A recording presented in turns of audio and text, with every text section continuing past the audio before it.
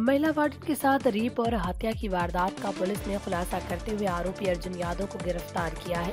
इस संबंध में एडीसीपी आरती सिंह ने बताया कि साक्ष्य और पोस्टमार्टम रिपोर्ट के आधार पर धारा में बढ़ोतरी करते हुए आरोपी अर्जुन यादव पर कार्रवाई की गई।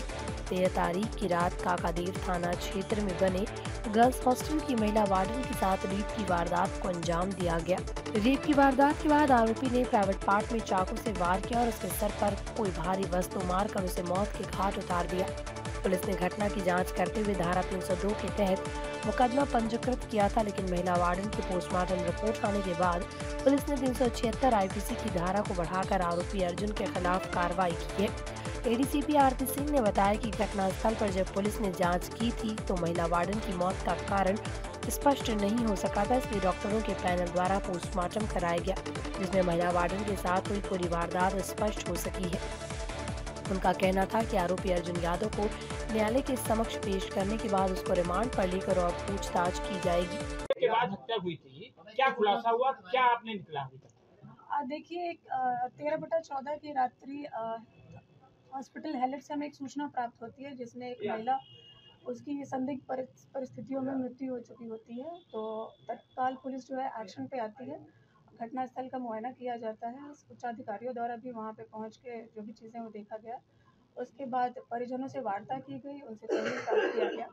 मौत के कारण स्पष्ट नहीं थे। परिजनों के तहरीर के आधार पे 302 में मुकदमा पंजीकृत किया गया था और चूँकि मौत जो है मृत्यु संदिग्ध हालत में थी, इसीलिए पैनल से पोस्टमार्टम करवाया गया।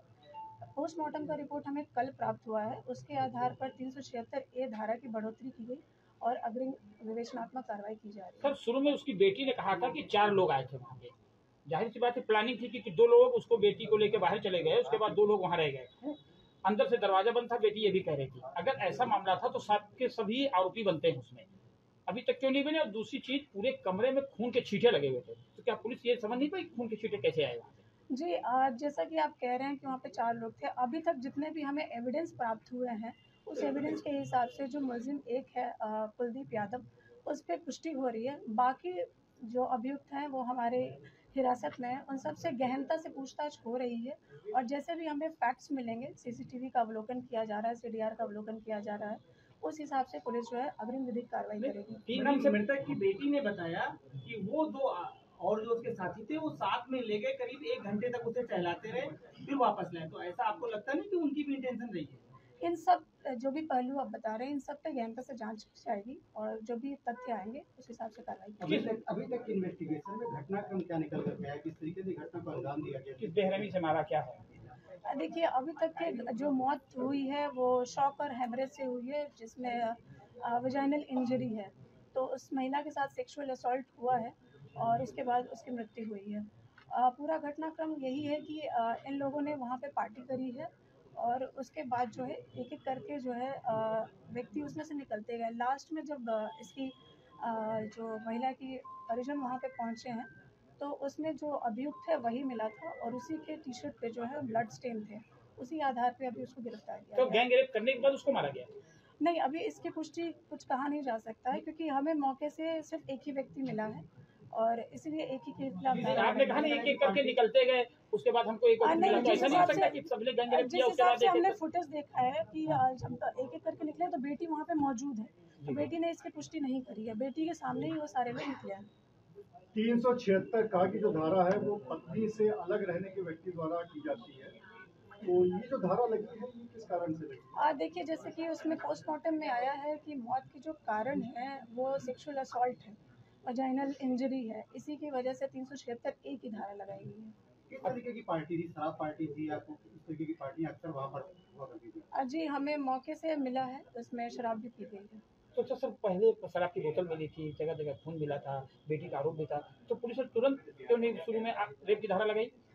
देखिए रेप की धारा लगाने के लिए सेक्सुअल असॉल्ट की पुष्टि होना ज़रूरी है, इसीलिए जो है हम लोगों ने पोस्टमार्टम करवाया था। सुप्रीम कोर्ट कहता है कि पीड़िता अगर कहती है, उसका पेरेंट्स कहते हैं तो सीधे-सीधे एफआईआर होती है। पीड़िता तो कहने के लिए वहाँ पे थी नहीं, उसने डाइंग डिक्लेरेशन ऐसा कुछ दिया नहीं है। उनकी बेटी बता रही थी पूरा घटनाक्रम कि क्या। देखिए एफआईआर जो हमें प्राप्त हुआ उसमें 302 की ही धारा बन रही थी, 376 की धारा नहीं बन रही थी। थानेदार ने लापरवाही की है?